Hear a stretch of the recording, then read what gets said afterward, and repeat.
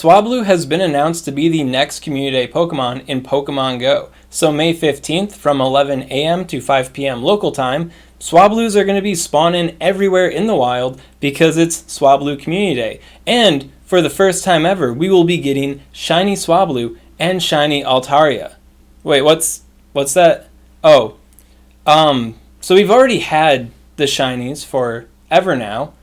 But they are getting a new attack. And that new Community Day special attack is Moonblast. And unfortunately for everybody with a rank 1 Altaria in PvP already, Moonblast is actually meta relevant. It is a very important attack for Altaria to have, so either you got to build a new rank 1 Altaria, or you got to give John Hankey that elite TM tax there to keep your Altaria fresh. On top of that, after the Community Day is over, Mega Altaria will be debuting in raids, and Mega Altaria is one of the few Megas that is relevant for both Great League and Ultra League PvP, and is pretty useful in the raid meta. It's not fantastic, but it's pretty useful in the raid meta. So in this video, I'm going to be going over Altaria, some IV spreads you may want to look out for, and the utility of Moonblast in both the Great League and in the Ultra League metas. I'll also be going over some information on Mega Altaria in both the Great League and Ultra League PvP, and to close it on out, I'm going to tell you about Mega Altaria in raids.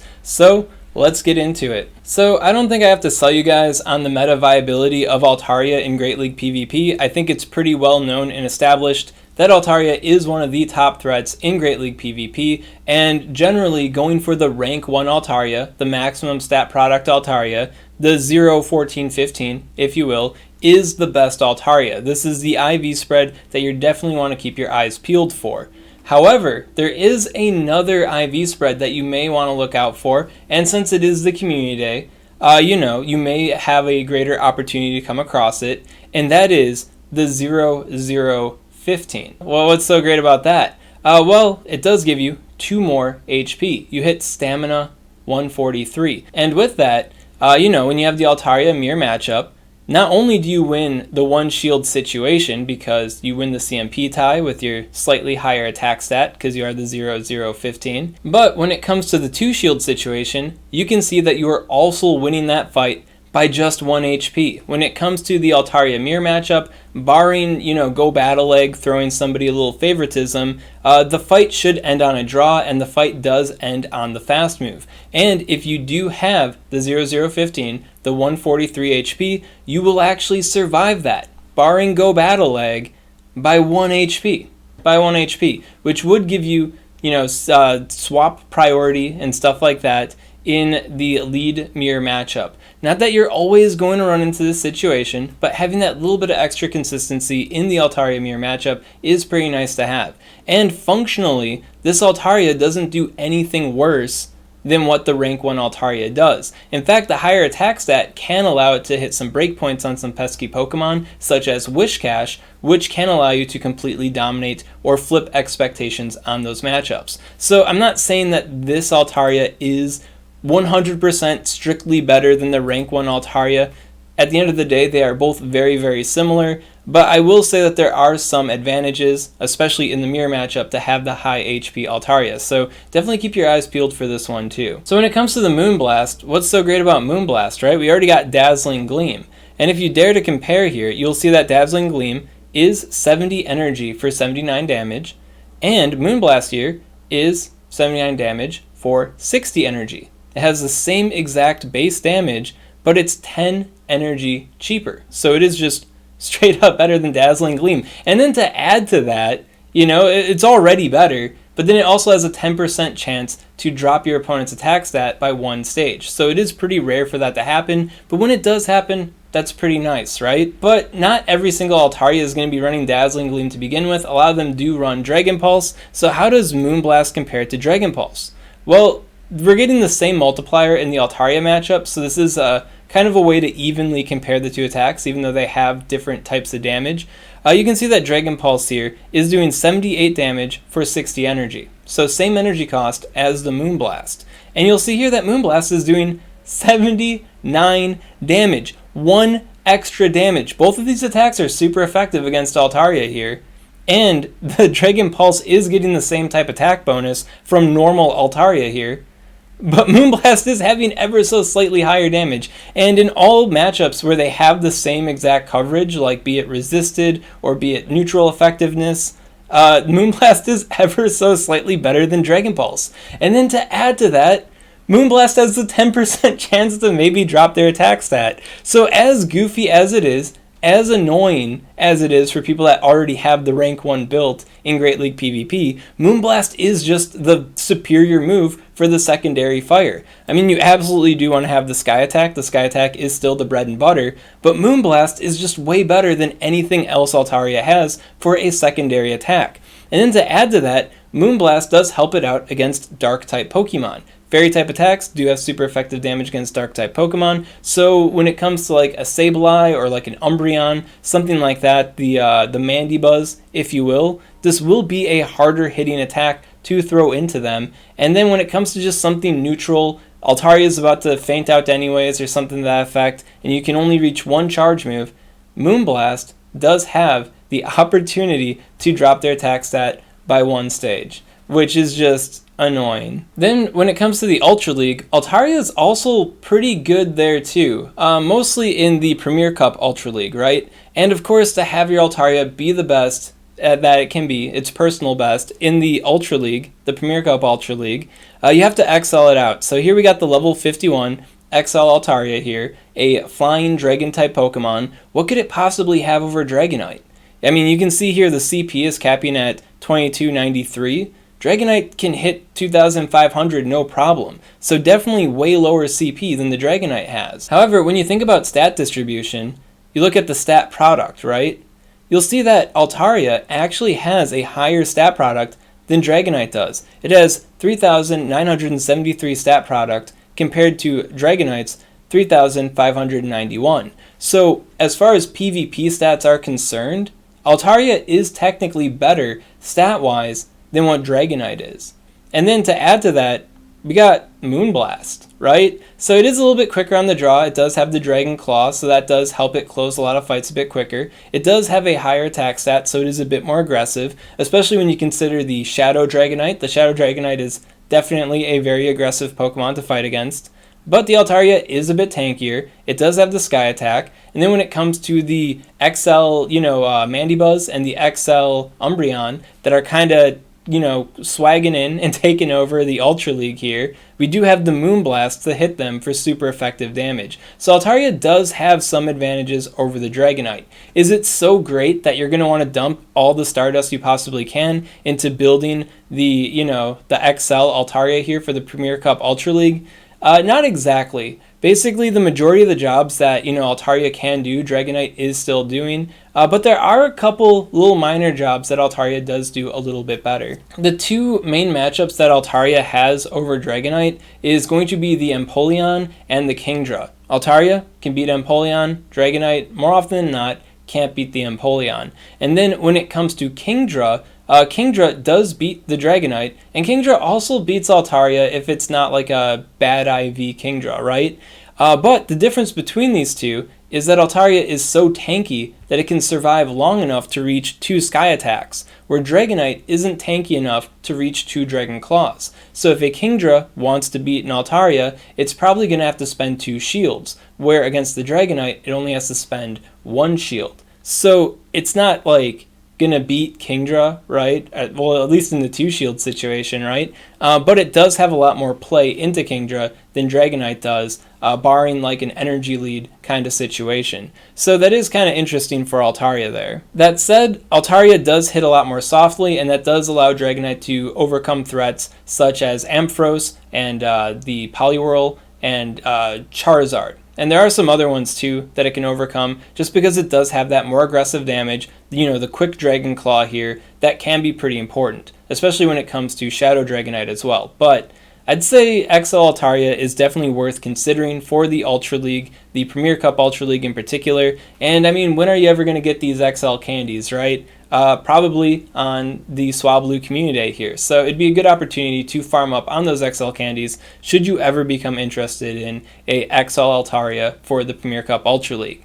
And then to add to that, it does have some cross utility as it's Mega when it comes to raids. However, it's not the best raider, and I will get into that in a little bit here. But it's useful. I'd say it's relatively worth it. So if you're already going to do this, then it kind of helps out there too. But probably not the primary reason to XL out a Altaria, you know? But yeah, decent in the Ultra League. So now we're going to talk about Mega Altaria in both the Great League and in the Ultra League. And in this video, I'm just going to be talking about the IV spreads that you're going to want to look out for, because we don't know precisely how they're going to implement Megas in PvP. They said they're going to do it in the future. Right now they haven't done it. So rather than just a simple, like, I don't know, letting them into PvP, they might do something a little bit wonky with them. I'm not completely sure. But if you do want a detailed Altaria Mega Analysis for PvP, link in the description and up above to my video where I talk about the top 5 Mega Pokemon for PvP.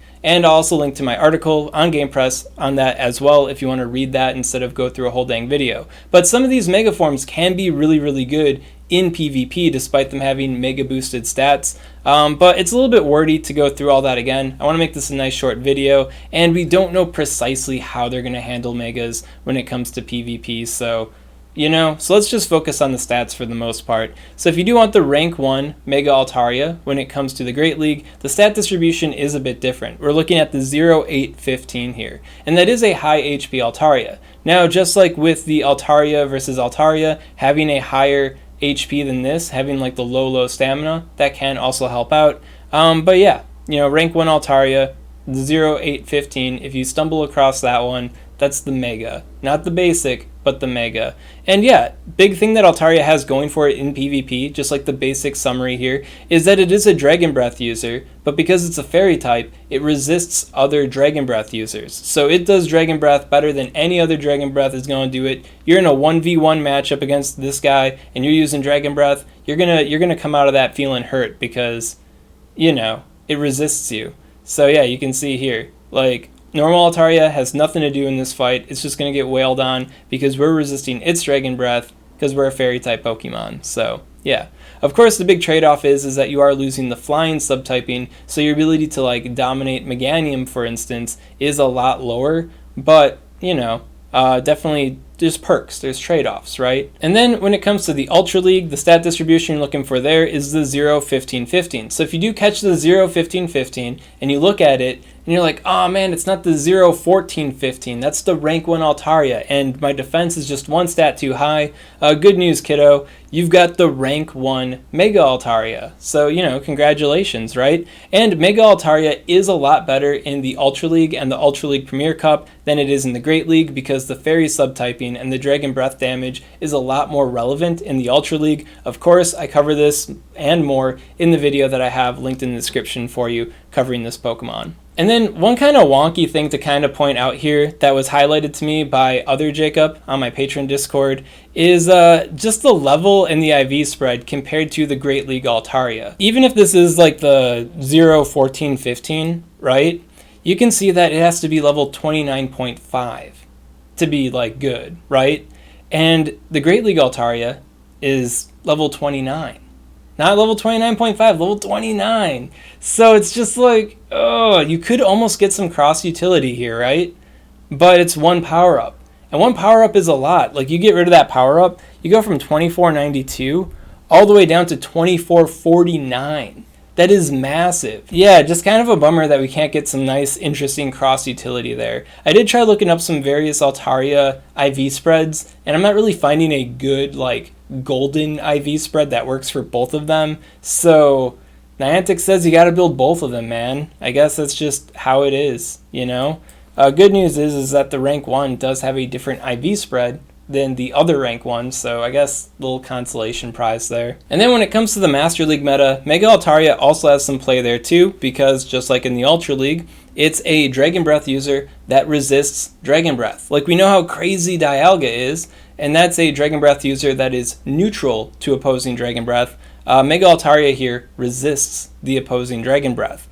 And yeah, looking at the matchup data here, in the 2-shield situation, we got 13 wins to 14 losses against the Master League meta. Of course, this Master League meta will be wildly different, because if Mega Altaria is getting in, then other Megas are getting in. But just for the sake of, keeping your eyes peeled for stuff, it is looking pretty good. Now, if you look at the majority of these wins, they're all basically stuff that Dragon Breath users do already, and then you beat the other dragons because you resist their dragon type attacks, which is pretty nice. So, some pretty solid wins, some pretty expected wins here, and then you got some losses too. So, yeah. But I really wouldn't dwell on this too much, because if Mega Altaria is in the Master League, well, then that means that other Megas are in the Master League, and there's a lot of other Megas that are way scarier than what Mega Altaria is, that's for sure. So yeah, but if you get the hundo, hey. And then finally, when it comes to Mega Altaria in raids, we're going to be using the DPS TDO calculator here. And because Altaria is both a dragon and a fairy type Pokemon, and it can use both dragon and fairy type attacks,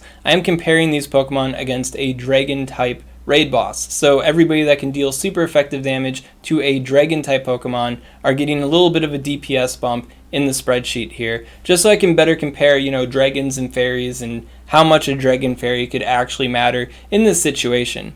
Now you can see on page 1 it's not making it, but on page 1 we are like chock full of Megas that aren't released in the game yet. We don't have Mega Rayquaza, we don't have Mega Garchomp, we don't have Mega Salamence, we don't have Black Kyurem yet, we don't have Mega Latios, Mega Gardevoir, Mega Latias. So there are a lot of Megas that are just way better than Mega Altaria is, that are coming in the future. And not all of them are legendary Pokemon. We got 3 Pokemon here that aren't legendary Mega Pokemon, so they will be better for that dragon and fairy type of boosting role than what Mega Altaria will be. Just straight up way astronomically better. But for what we have right now, Mega Altaria is pretty good. So you can see that, dragons that we already have too are beating it out, but these guys don't give the Mega bonus or the Mega same type attack bonus. So having a Mega Altaria will pump up the damage on these guys, which makes it pretty valuable overall. But of course, once again, not the better Mega, but it is the Mega that we have. And then going back further, you can see that we have Mega Charizard X, right? And then Mega Abomasnow.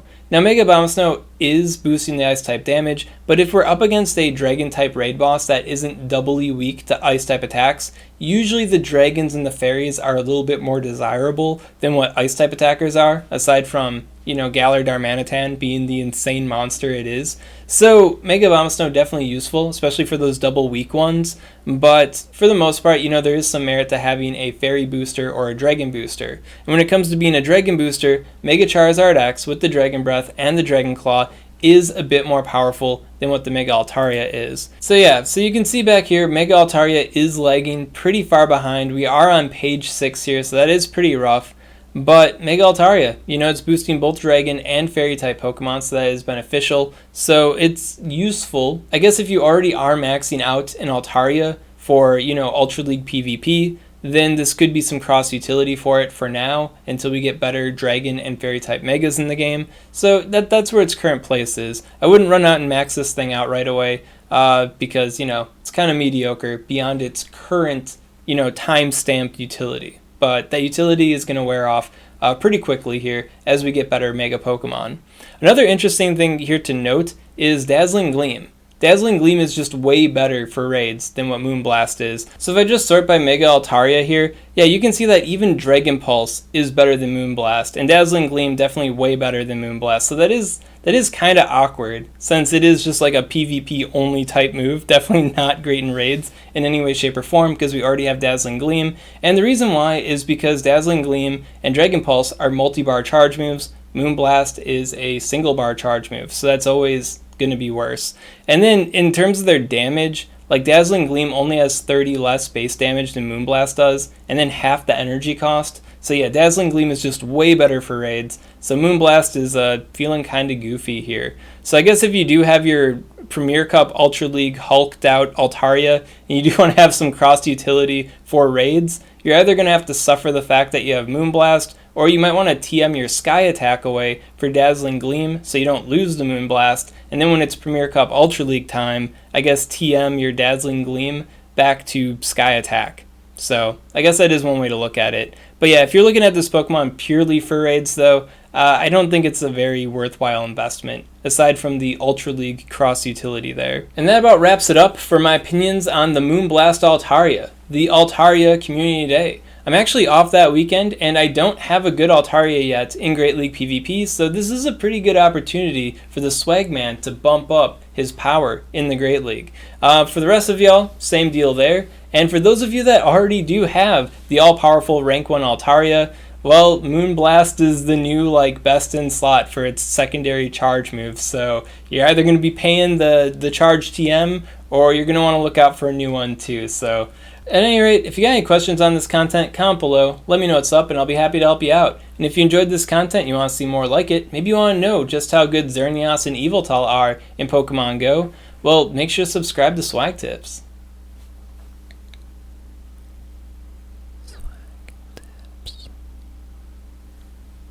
I'd also like to give a special shout out to my Patreon supporters. If you want to support Swagman on Patreon, link in the description.